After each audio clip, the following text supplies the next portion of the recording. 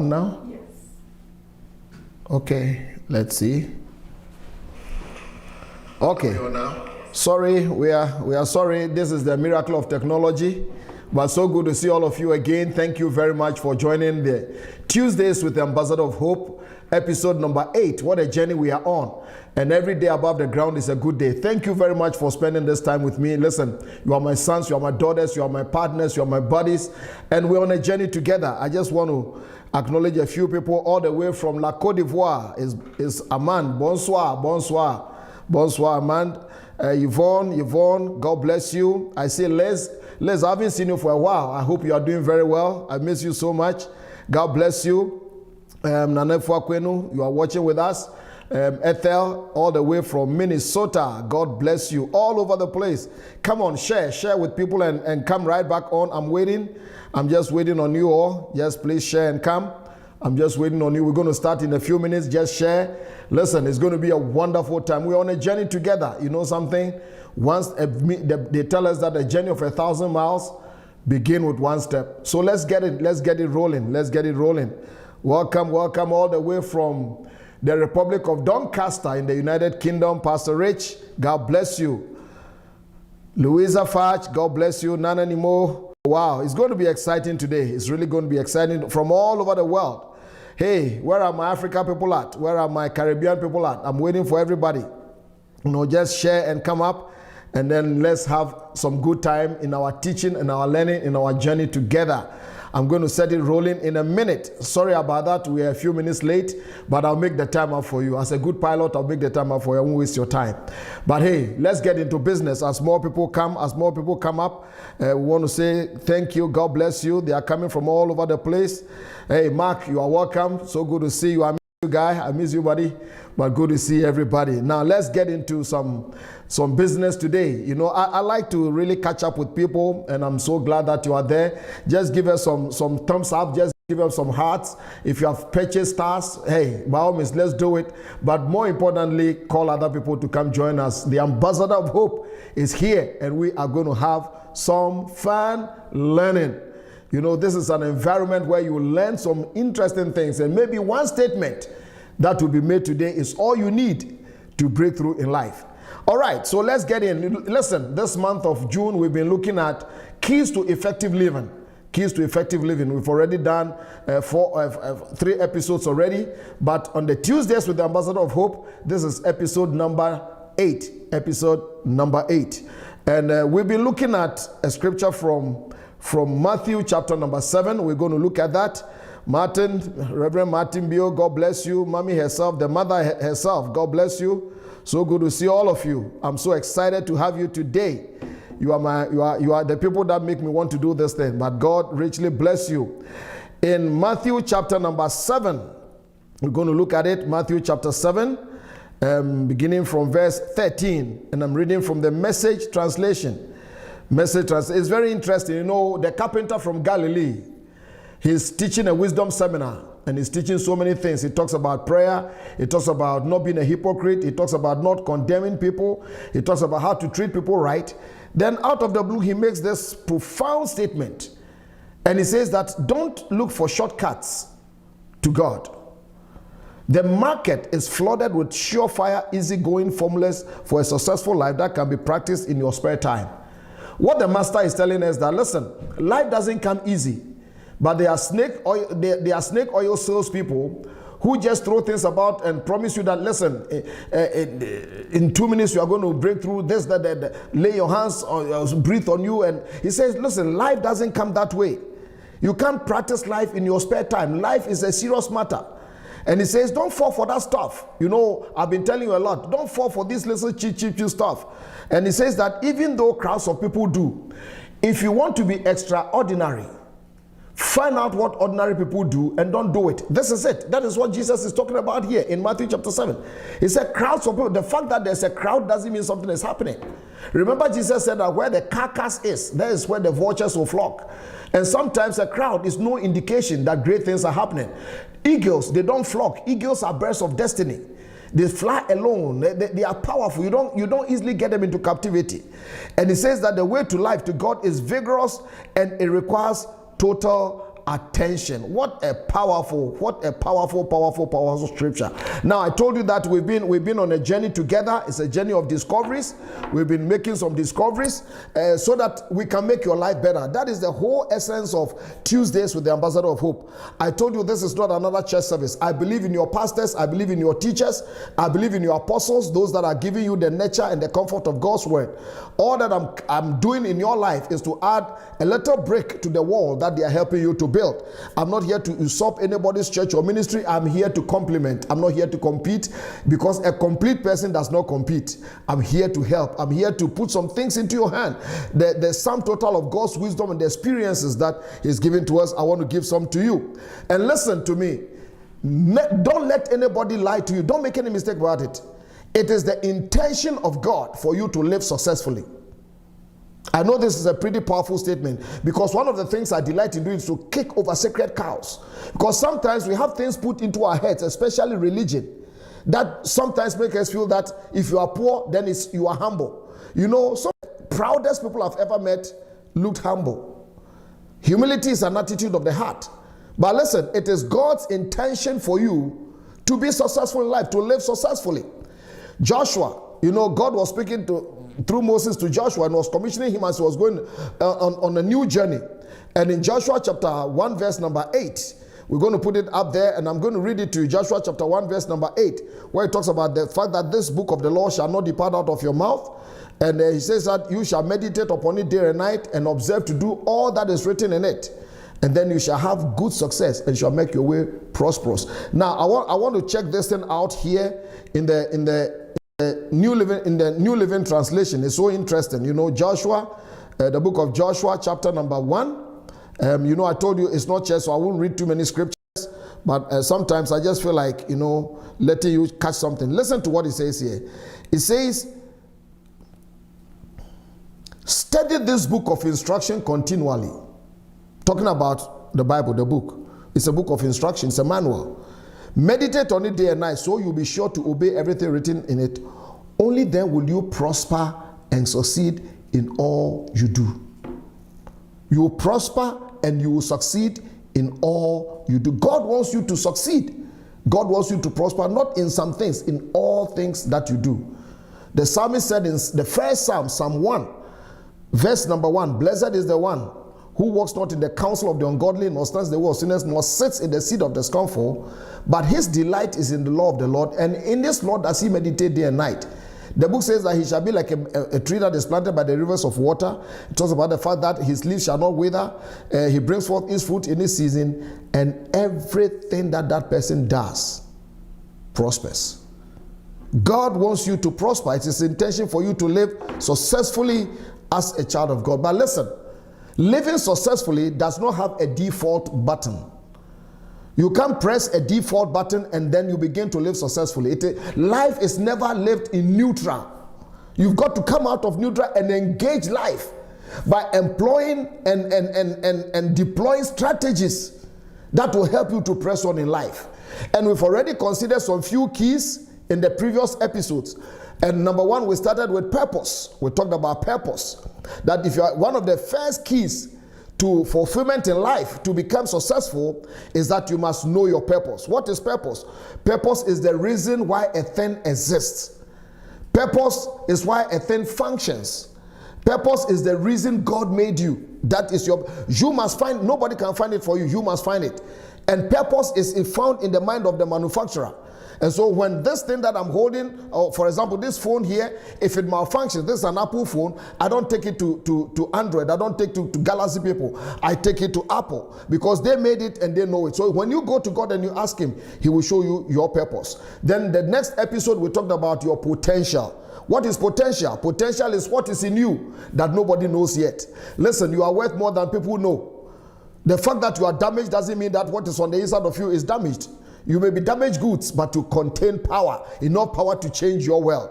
I'm talking about untapped strength, some energy that you haven't released yet. It is there to be tapped and to discovered and deployed to make amazing things. Then we talked about passion, that you can know your purpose, you can utilize your potential, but if you have no purpose, you will just be there and do nothing and things will roll over you. Listen, even if you're on the right path and you sit down there something is going to roll over you. So passion is an intense desire. Your passion is a strong enthusiasm for something.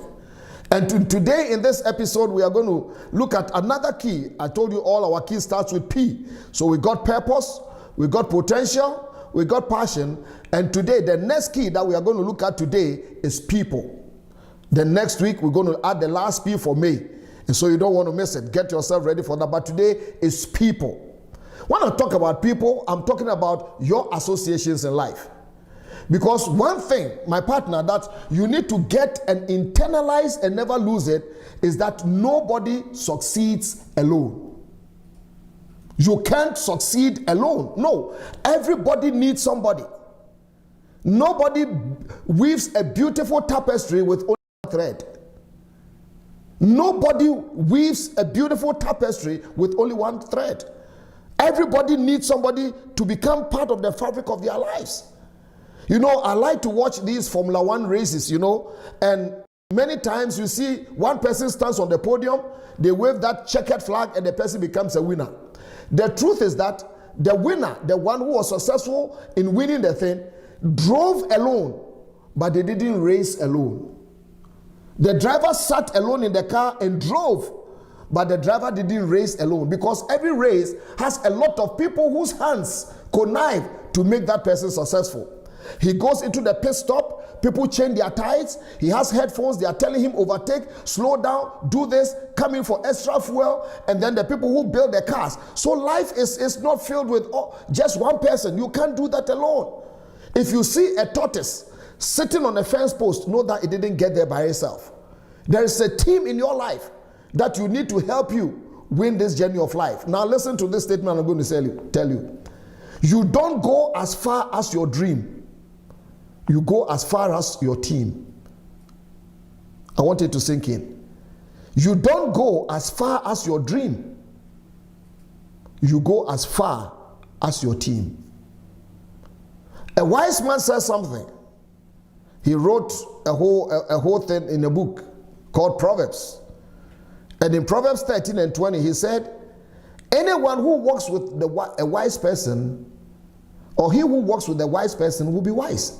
That is your association, the people in your life. If they are wise, you will be wise. But a companion of fools, the one who walks with fools, will suffer. Doesn't this suggest to you that many times in your life, you don't need the devil to derail your life's purpose?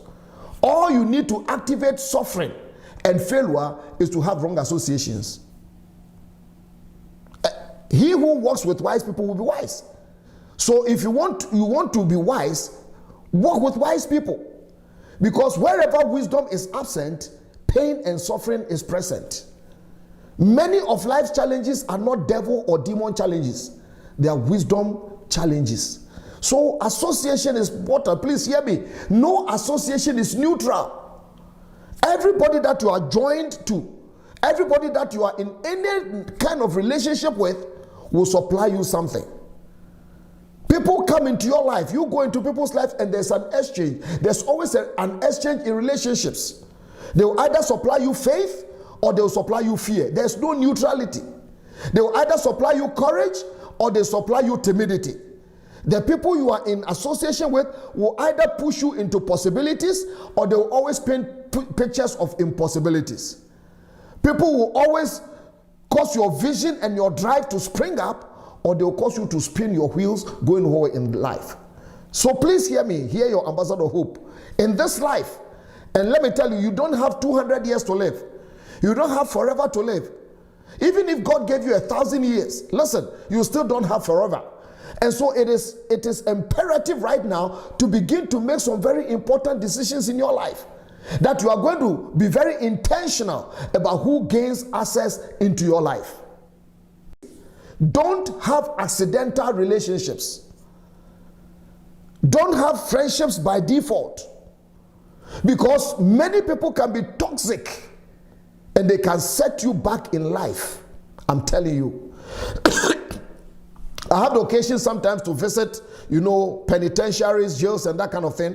And many times you talk to people and you ask them, so what happened? And many times I hear this: I was led by friends. I was led down by friends. I followed these people to do that. I followed that people to do that. Please hear me. There may be people in your life today, there may be people who are crying for your attention to come into your life. They may not be evil necessarily, but they are not good for where you want to get to in life. There may be some people who are good, but they are not right for you at the moment. For example, if you live in a one room with a friend, the friend is a good person, the friend is loyal, but that friend catches chicken pox. They are good, they are loyal, but you can't stay in the same room with them. There has to be a separation for your own sake. So please understand that it's not every good person who may be good for you. Sometimes in marriage, people ask me, oh pastor, this person, is the person good? I don't answer yes or no. And I said, it depends. That person may be good for somebody, but may not be good in marriage for you. So you've got to understand that. So relationship, people, today I'm addressing people. And there are some people that you do not need on your team in life. And I'm going to just talk about only 4 kinds of people that you just don't need on your team. I could give you 200, I could give you a zillion.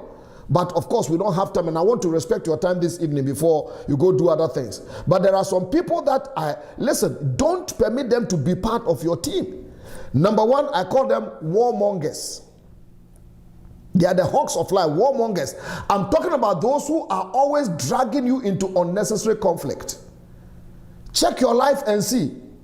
Are there any people there who drain you of energy? The energy that you need to engage in profitable ventures, they draw that energy into all kinds of conflicts that have no spoils, they have no bearing, they are totally useless in your life. Please listen to me. You don't need friends who are constantly dragging you into conflict. Don't ever forget that. The reason why I am pausing is I want you to think through this thing. Who are your friends? Do you have friends that anytime you talk, you get angry with other people? Do you have a friend that anytime you engage them, you begin to have all kinds of funny ideas about everybody? They are warmongers. You don't need them. Please, you don't do that. You don't need that. Listen, there was a king called David. David was a warrior because that was his mandate. He was building a new nation. So he prosecuted so many wars. In fact, he fought 66 wars. He won all of them. On his deathbed, he knew that his son, a guy called Solomon, was going to take over. And he began to talk to his son Solomon. He showed him a whole lot of things that when you become king, this is what you ought to do. I want you to build God a temple. But listen to something he said. He began to point out some people that Solomon had to eliminate. And first when I read it, I just felt, David, you are so cold-hearted, you are callous. But understanding began to come to me. And David instructed his son Solomon that get rid of all the generals, the war generals who used to be around me that we fought together. And I said, come on, David, why do you do that? Then I realized that Solomon was not a man of war. He was a man of peace. His mandate was not to fight. His mandate was to build. In fact, none of his father's enemies even came looking for him. Then I realized that David's counsel to Solomon was very powerful, because if Solomon had maintained all these war generals around him, they would have dragged him into unnecessary wars. And in the light of that, he could never build. Because the Bible tells us that David, when God was talking to David, he said, listen, in David's heart, it was in your heart to build for me, but I didn't let you build because of the many wars that were fought against you. Listen, in your life, you can't spend all your life fighting. You can't spend all your life war against people. The whole world is not your enemy. There are people I see on social media. There are people I see everywhere. Every day you have something against somebody. How do you enjoy life? Please listen. I am sorry, but I have to say this. Nobody owes you a life. When I wake up every morning, I have a meeting with myself. And amongst the many things that I say to myself is that, Ambassador of Hope, nobody owes you a life. Nobody owes you anything. So I don't walk about with an entitlement attitude. I don't walk about with airs and graces that I deserve this. I deserve nothing.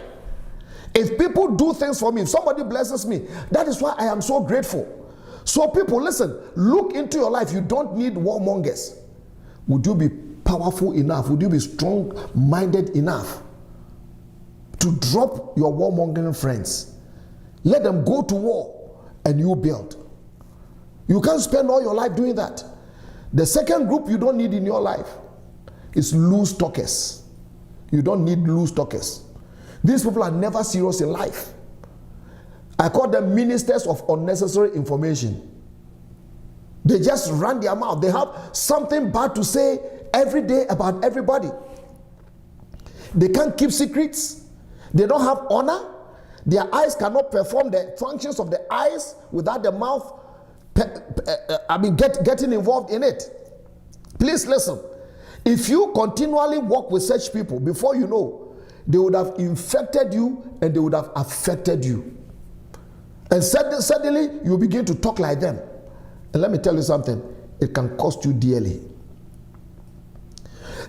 Excuse me. Today, because of social media, people are going to check you up. If somebody is interested in marrying you, they will check you up. There are places that you send your applications to, they will check you up. And so please understand that there's almost no privacy in this world. Carry yourself in such a way that loose talk is not part of your makeup. That is not how God created you. Let your tongue be disciplined with the law of kindness and respect.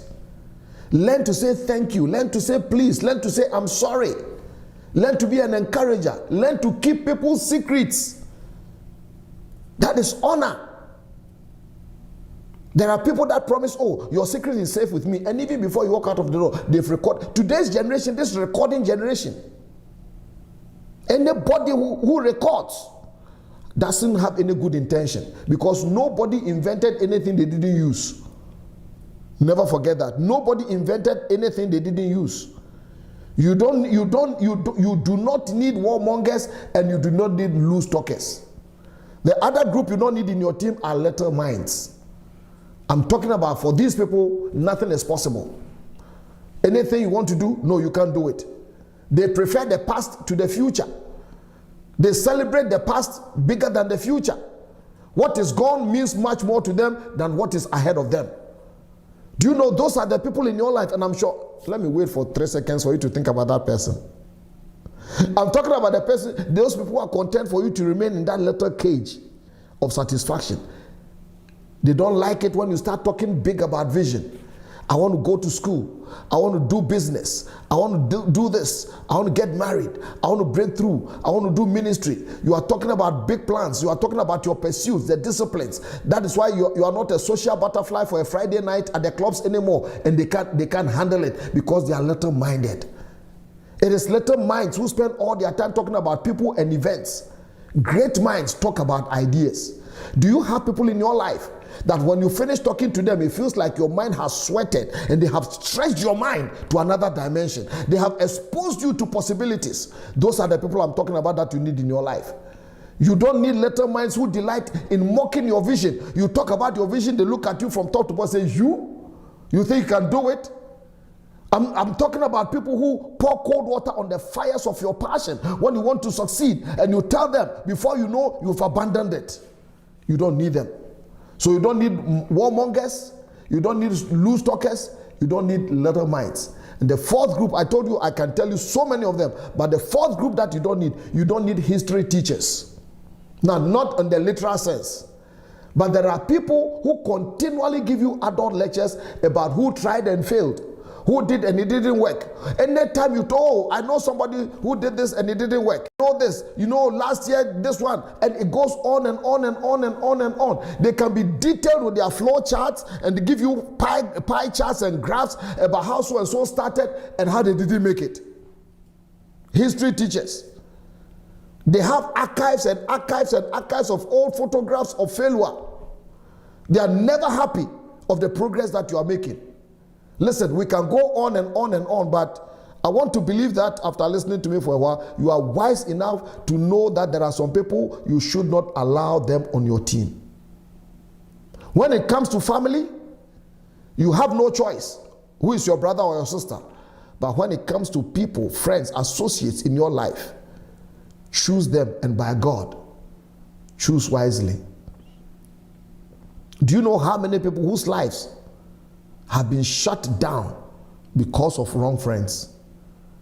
Could it be possible that there are people today who are very good people, raised well, but are in jail because they couldn't say no to wrong people in their lives? Could it be possible that over and over and over you have lost big time potential breakthroughs, and you look over the panorama of your life, you realize that it was the wrong people that you attracted? Why do you still keep them? Why do you still allow them to the front row seat of your life? Please don't be weak-minded. You came into this world alone. You appear before God alone. But in between, you need a team around you, people to help you.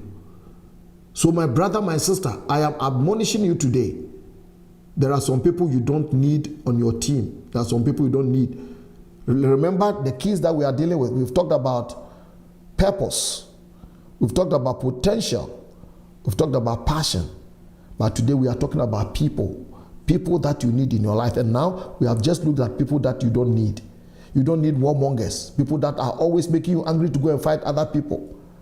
And sometimes they just set you up, press your buttons. You go and fight and they sit back and they laugh at you. And you are going to grow, you are going to be old, and you realize you don't have any friends.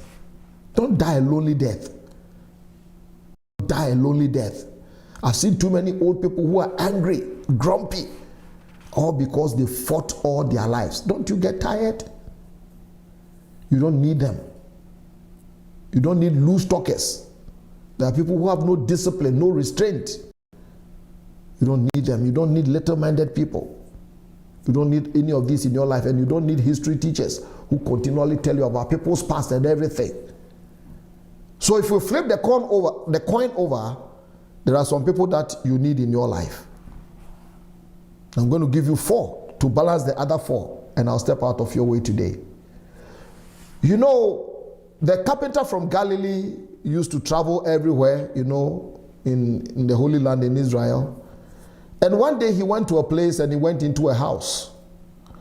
And they heard in town that the carpenter is here because he could do miracles, he could heal people. And people from all over town, in the neighborhood, everywhere, they had come into this little house. And it is said that the one who told us the story said that the power of God was present in that little room to heal all kinds of people. Can you imagine? There was so much power. And as this carpenter was talking and teaching wisdom, they began to hear some commotion on top of the roof. And everybody kind of wondered, what's going on? What's going on? Then all of a sudden, some little bits of mud and plaster begins to fall. And it almost feels like the roof is caving in. And people are wondering, what's going on? What's going on? Then all of a sudden, they see some hands tear over. In fact, they constructed a new sky roof. They constructed a new sky roof, and people looked in amazement, and they see this pallet held by 4 guys with somebody lying on it. And they guided the thing right to where the carpenter from Galilee, Jesus, was. Oh, then it dawned on people, and it dawned on me, that here is a man who has been incapacitated in life. The Bible tells us that he was a paralytic, which means his legs didn't work. His hands worked, his ears worked, his mouth, his eyes, his organs worked, but his feet, mobility, was affected. Listen, sometimes life can be like that. One thing can so malfunction in your life that it can affect everything else in your life. Life can be painful sometimes. Everything could work but one thing. But when your mobility is held, when you become paralyzed, I've seen some before. Sometimes people get tired of looking after you. People get tired of carrying you. So I could feel in my mind's eye that maybe that is where that guy was. He was bedridden. He was lying on a mat, on a pallet. He couldn't go anywhere. He was at the mercy of people. If people didn't bathe him, he couldn't get up to go bathe. If people didn't feed him, he couldn't go get his food. It's like, what a life. Could it be that maybe life has thrown some paralysis at you? One thing that has malfunctioned in your life, one mistake, one wrong choice, one bad turn, has so affected everything that your mobility in life has been affected. You've been set back many years. Going forward is impossible. You turn to the left, there's no help. You turn to the right, refuge has failed you. Going back to is not an option. What do you do? What do you do with life? But you know something? Thank God that there were people. Today I'm talking about people. Let me tell you, everybody needs, quote unquote, a people, a person. Let's play it a little bit on the theater of our minds. I'm sure these guys, when they heard that the carpenter from Galilee, Jesus, was in town, they kind of talked among themselves and said, you know something, you know our friend, we've tried everything. We've given him medical help. We've taken him to herbalists. We've taken him to all kinds of places. It was not better. Our guy is spent. He can't do anything with his life. But you know what? Let's help the guy. And I'm sure they went to their friend and said, listen, there's this miracle worker who is in town and we just want you to come with us to go check him out. I'm sure the first instinct of the friend was, how do I go? Look at me. I'm stuck. I can't move. But you know something? The friend said, we will carry you.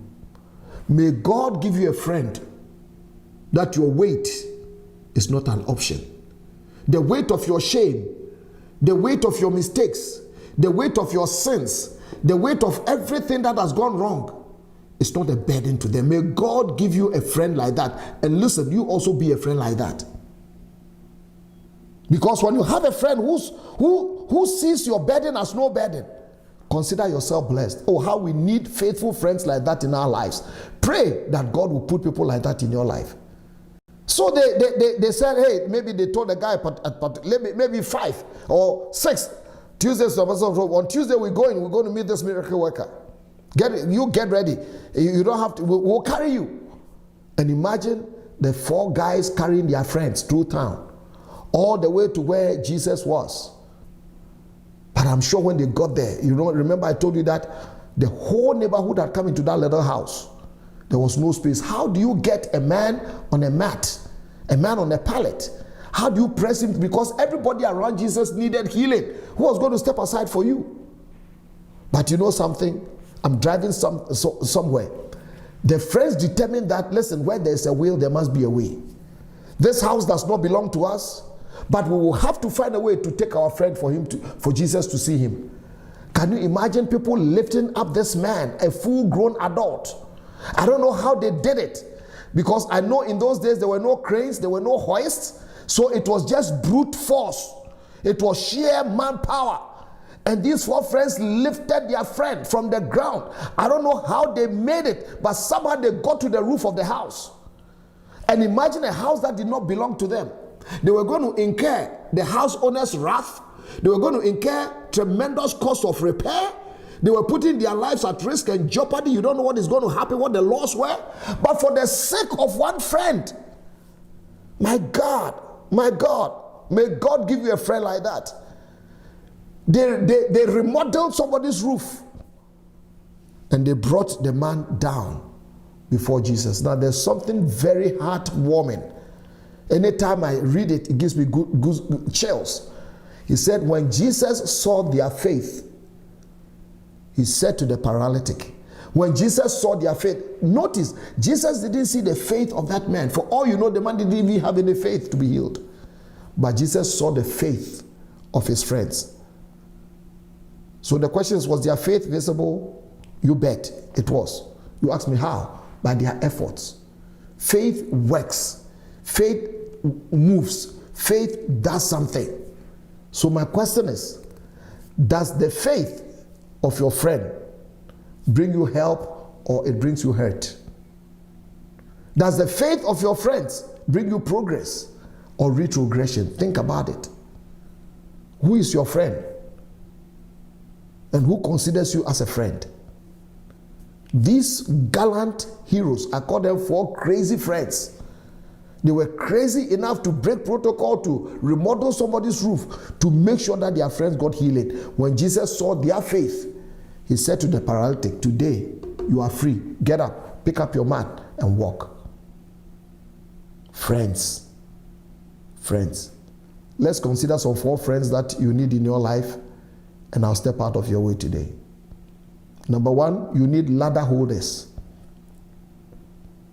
You need ladder holders. Who do I? Listen, everybody wants to climb to the top, want to go up.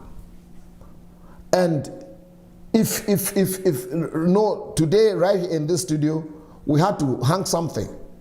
And my help, my sons came up to hang that thing. All they needed was a little step ladder. It had only one step. You get up just to elevate a bit and do what you had to do. But if, like a couple of weeks ago, we had our house painted, and the painters had to go up on 4 floors. And I stood out there and I watched them. And you know something? For them to be stable and go up, one had to hold the ladder so that the one going up will be secure. If you are not going very far up, you may not need ladder holders. But if you are going to go high up in this life, you need ladder holders, people who give you stability, people who have steady hands and cool heads, who can help you, people who will make sure that the ladder of your life that you are using to climb for success is leaning against the right wall. Because hear me, there's absolutely no point in climbing the ladder of life and getting to the top only to discover that it was leaning against the wrong wall. You need your ladder on the right wall. But not only that, you need people to help you. So who holds your ladder in life? Who stabilizes you? Who makes sure that they've got your back, that you can climb as high as possible without worrying because they're not going to let you down. They're not going to be distracted so that you fall. No. You want to get up in life. You need to pray for ladder holders. You need to open your eyes, because anytime you pray, God will bring one to you. You also need burden bearers. A friend who is a burden bearer. Because life sometimes can throw burdens upon us. When the road to your destiny, when the road in your purpose becomes rough, and it often will be. Listen, life does not come at bargain prices. We all go through things. We face issues. Never forget that. You need people to carry your burden. Even the carpenter from Galilee, when he was on his way to accomplish his purpose, that is to die for you and I, and he was carrying a cross that was too burdensome, Simon of Cyrene helped him to carry his burden. And if him, the ultimate, the sinless one, needed a burden bearer, what makes you think that you don't need burden bearers? Who are your burden bearers? I'm talking about trusted people that you can lean on in the times of trouble, and they will not make action out of it. I'm talking about the one who will be there when everyone has left. I'm talking about the one who would go beyond themselves to help you and make sure that you are okay. Hear me, life is tough.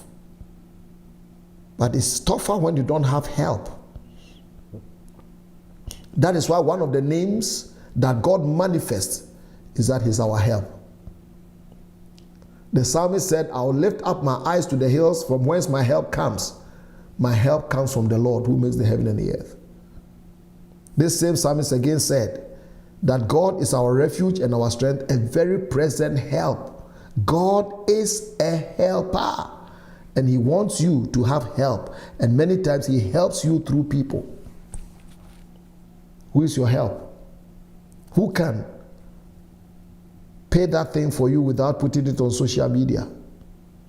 I know we are in the days of social media. Everything is on social media. So the little that good that people do, they want to parade it everywhere. They give $1 to the poor. They put them in front of a camera. I don't get involved in those things, but it's purely personal. Please don't write me. I will not listen. But listen, do you have a burden bearer? You are carrying a lot of load in your heart. Who can you talk to? Knowing that whatever you tell the person will not change how they look at you. And that in case you have a fallout with the person, they will not write a book that may not bear your name. And yet if anybody has the brains of a freshwater fish, they know that they are talking about you. You need a ladder holder who will hold and stabilize you. But you also need a burden bearer. My prayer is that God will give you burden bearers. People, shoulders that you can cry on. and know that you are safe. People who will take your debt and have your back and stand there for you. The third person that you need, remember we are talking about people, are connectors. You need a connector. I'm talking about human vessels, agents, who link you between who you are and where you can get to. People are bridges that you cross over from your here to your there. Never forget. Relationships are very important. Human beings have made many inventions. They've invented planes and ships. Ships carry cargo. Ships help the military to prosecute wars and that. But the best ship that you need in your life are friendships, relationships, a fellowship. Those ships will sail you from your here to your there. Let me tell you something. A day will come in your life that you will appreciate that all your monies didn't laugh with you. All your beauty didn't promote you. All your strength didn't work for you. All that you needed was just a connector. You are loaded. You are primed with good things. You are a possibility with a capital P. You have potential. You know your purpose. You are passionate. But not until somebody connects you, gives you some endorsement, you will not be able to make it. Who are your connectors? When Jesus Christ was baptized, the book tells us that the Spirit of God came from heaven like a dove, sat on his head. Then a voice, the Father spoke and said, "This is my beloved Son, in whom I'm well pleased. Hear him." That is connection. He told people, listen to him. And if he needed a connection, what makes you think you don't need one? The reason why a lot of people suffer is not because they are not talented, it's not because they are not prayerful, but it's because they have not opened their eyes to the connectors that God brings. And many times I have learned a little bit in these short years that I have lived, I've lived on rented space on this earth, that many times your connectors may not look like the way you have designed in your head. Don't look down on people, because you never know who your helper is. You never know who your connector is. You see, I've been a pastor for a while, and sometimes I know the psyche of people. Sometimes people look out for those who are flashy, they have the best cars, they want to work. But sometimes, some of the craziest things, mind-boggling things that I may not share with you that have happened to me have come from people who were never known and have sat quietly in congregations. You need somebody that one introduction from them can usher you into your greatness and into your success. Your connector is the person who helps turn your prayers into answers. Joseph in the Bible was gifted. He had the gift to interpret dreams. He was good, but he was in a prison. He had been framed and he found himself in a prison. All his gifts and all his talents and everything was languishing in a jail. Until one day a butler remembered him and he connected him to Pharaoh, who was the king of the land. The rest, like they say, is history. What if the guy had not connected him? Joseph would have died in prison with all his gifts and all the prophetic words and all the dreams he had had. You need a connector in your life. Pray that God will give you a connector. And not only that, pray that God will open your eyes to know who your connectors are. Because sometimes they don't come dressed up in expensive clothing. Sometimes they don't talk the way you think they should be talking. But my God, what they can do for you is amazing. Excuse me. I have somebody in my life like that. Let me just share. Let me honor this man. You know, many of you may have heard of Dr. Sam Chand, one of the greatest leadership gurus in the world. And Mommy and I, we are very good friends with Dr. Sam Chand. Anytime I had needed something leadership-wise, counsel, whatever, if Dr. Chand doesn't have what it takes to help me, he will always tell me, Pastor Frank, wait, I know somebody who can help you. And in a matter of a day or hours, this man connects me. And he has given me some leads and connections, leadership-wise, ministry life, that somebody with $1 million could never give to me. And I honor Dr. Samchand every day of my life. Dr. Samchand, if you are hearing me, or maybe by chance, or anybody hears it and sees you, please tell Dr. Chand, Mary and I say, thank you. What a man. No jealousy, no airs and graces. No doubt he says that his mission is to release people's dreams, to help other people succeed. What a man. God bless you forever, Dr. Chand. But listen, you need connectors. And let me give you a last one, and I'm done for today. You also need a buddy. You need buddies. B-U-D-D-I-S. Americans will say buddies. Like it's just a friend. I'm talking about you just need a friend. I'm talking about somebody you can laugh with them. They can laugh at you. You can laugh at them. And you can be yourself around them. Sometimes I realize people are too intense in this life. Listen, some of you are so intense, you are so tight that we can use you as a guitar string. Do you have people you can relax around? Especially for high-end people like us and leaders and people that a lot of people look up to. You can live your life so intense that high blood pressure will kill you. Listen, you need a friend that, listen, who can give you unlimited permission to be silly and just be yourself. You can't be serious 24/7. You need an outlet. I'm talking about friends who don't record your messages for the future.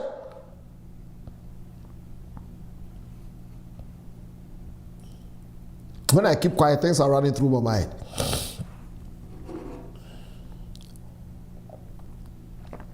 This is a generation of no honor. And I've told you, anybody who records doesn't have good intentions. Don't be a person who records people's conversations, friends' conversations. What do you need it for? It's evil in the mind that make people do that. There's no good thing in you when you do that. Why do you? Listen, if you record anything, let it be in your mind with no retrieval system. What is it about today's generation that you must hide, record people's your own friend? Then you say, wait, then you put somebody on the line. That is no honor. And you reap what you sow. I have never met any successful person, whether in life, in ministry, in money, in business, who go into these things. It's not necessary. So you need a buddy. Who is your buddy? Who is your friend? I'm talking about the one who can advise you and you know that they mean well. I'm talking about the one who can cry with you, the one who can give to you and not care. If you have a buddy who can come to your funeral one day and sit through the whole ceremony without looking at their watches constantly, consider yourself blessed.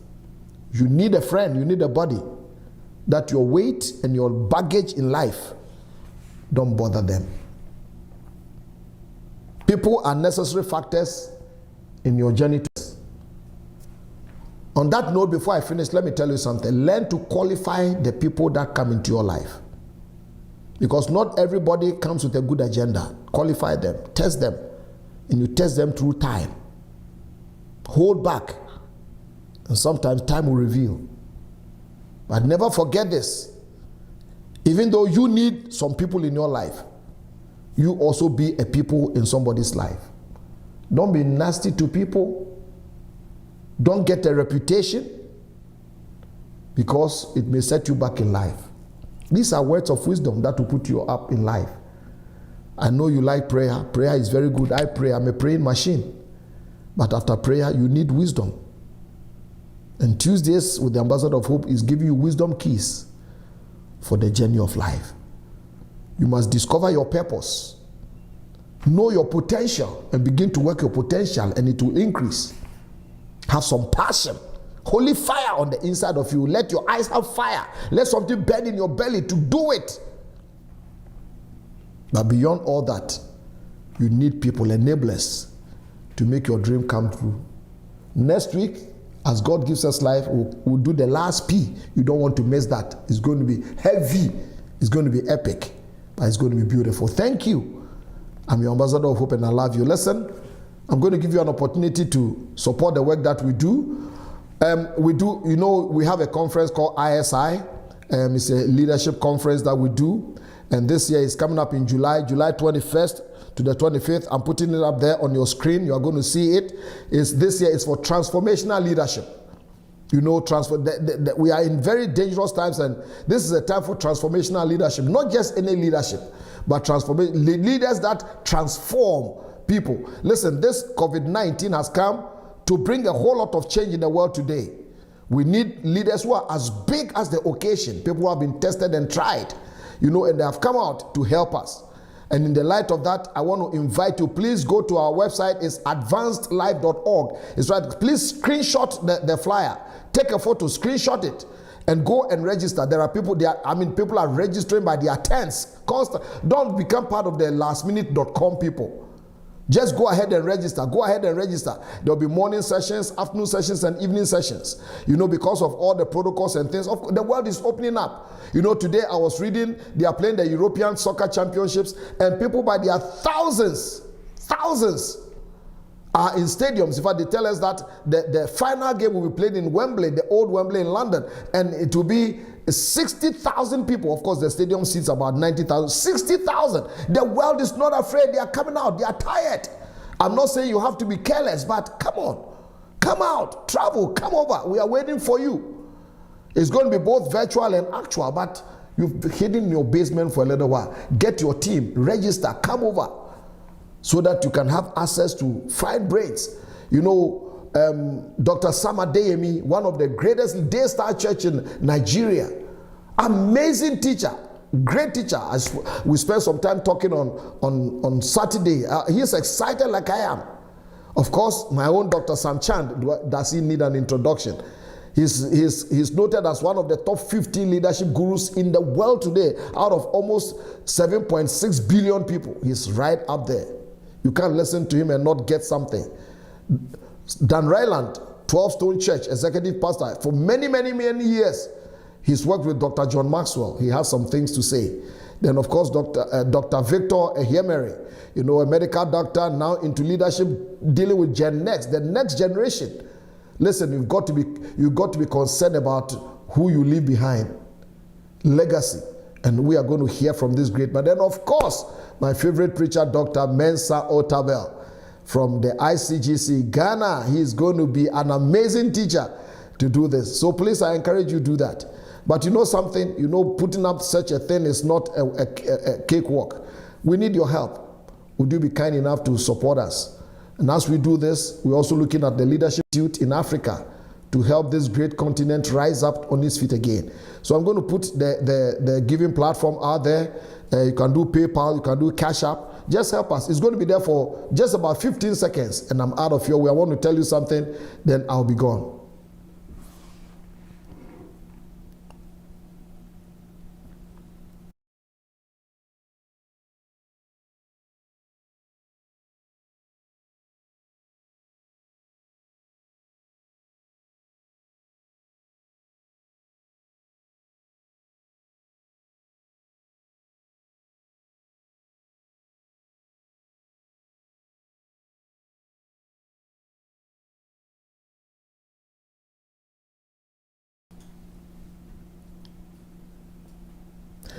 Thank you for your generosity. Thank you for giving. If you didn't give, also thank you. But all we wanted to do is to put these keys in your hands.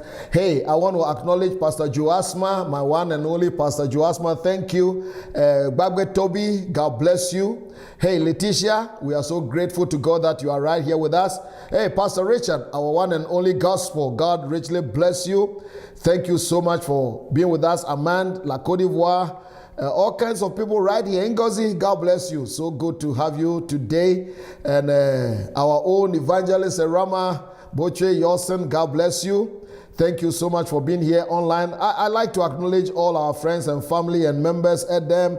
You know, so many of you on Facebook, so many of you on YouTube, on the Ambassador of Hope. Nana Kunedu, hey, how is Toronto? God bless you so much. So good to see you right here with us. We are so grateful for your life, and I hope that you have been blessed. You have been blessed. Akosia Jimai, God bless you. And You know, it can go on and on and on and on. Eric, yes, we are beginning a new relationship. Eric, God bless you. So good to be here. I look forward to coming to serve your vision very soon. God richly bless you. I can go on and on, but hey, Raymond, God bless you. God bless you. God bless you. God bless you. Nanaya Ofosu-Appiah, all the way from Accra, Ghana. Wonderful man of God. Wonderful man of God. God richly bless you. Tell your father-in-law I say hello. Listen, this is family. This is family. That's why I'm acknowledging Liz. Hey, Liz, God bless you. So good to have you right here. And I can go on. Mr. Martin. Martin is my main man. God richly bless you. So good to be here, to be on this platform, any of the platforms. And it goes on and on and on and on. And so many, I can see so many of you. Julia, God bless. God bless. God bless. Hey, this is Abrefi. God bless you. Good. Thank you for coming up. You are such a cool person, you know. I'll see you very soon. That is Abrefi. Hey, Dale. God bless you, Dale. So amazing. Oh, I mean, you are just. I feel like giving you some thumbs up and some stars. Let's see. Yes, it's happening. And so all the ones I'm giving are for everybody on this platform. I love you so much. Listen, and the last and the best one is for Mary Ofosu-Appiah. Whoever you are, Mary Ofosu-Appiah. Hey, so good to have you on this platform. How about that? You love that? God bless you. Listen. It's been a wonderful time. I'm going to see you on Tuesday. It's going to be another matter and another level. Thank you so much. I am your ambassador of hope, and I love you. Bye-bye.